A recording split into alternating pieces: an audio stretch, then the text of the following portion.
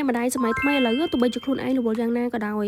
ប៉ុន្តែចូលដល់វ័យកូនញ៉ាំអំបោហើយគឺត្រូវតែឆ្លៀតពេលធ្វើឲ្យកូនញ៉ាំតតែបានហ្នឹងទោះបីជាខ្លួនឯងរវល់ធ្វើការផងរស់ស៊ីផងនៅឆ្លៀតមើលកូនថែមចំណាយពេលក្នុងការធ្វើបបម្ដងគឺយូរខ្លាំងមែនតើឈរចាំមើលភ្លើងផងព្រោះខ្លាចខូចបាតហើយណាមួយខ្លាចវារីងទឹកថែមទៀតចំកូនលពឹសទៀតគឺធ្វើឲ្យកើតហ្មងនៅតែតោងជើងនឹងឯងអញ្ចឹងម៉ាមីអាចមកប្រើប្រភេទពួកឆ្នាំងអូតូនេះបានណាអស់បារម្ភតែម្ដងឆ្នាំងអូតូនេះគឺជួយសម្រាប់បន្ទុកយើងបានច្រើនខ្លាំងមែនតើ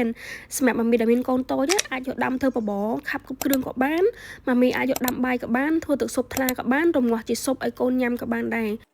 ឆ្នាំងនេះស្រួលត្រង់ថាយើងគ្រាន់តែដាក់គ្រឿងដាក់អង្ករត្រីសាច់នៅក្នុងនឹងហើយយើងគ្រាន់តែកំណត់នាទីគឺវាឆ្អិនឯងមិនបាច់បារម្ភរឿងខ្លោចបាតឬក៏រីងទឹកអីទេគឺអត់ទេម៉ាមីគឺវាឆ្អិនដល់នាទីគឺវាឆ្អិនលោតខ្លួនឯងអញ្ចឹងណាដូចខ្ញុំចាក់ស្ដែងគឺខ្ញុំប្រើប្រាស់ផ្ទាល់ហើយកូន2នាក់ខ្ញុំប្រើតែឆ្នាំងនឹងដែរម៉ាមីគឺវាស្រួលប្រើនៅពេលយើងរវល់អីក្នុងមួយឈុតគេមានឆ្នាំងហើយគេមានថែមឡាំងសឹងឲ្យយើងហើយចំណុះឆ្នាំងគេបាន1លីត្រម៉ាមីជាប្រភេទឆ្នាំងសេរ៉ាមិចឥឡូវខាងខ្ញុំកំពុងមានប្រូម៉ូសិនជូនម៉ាមីហើយ free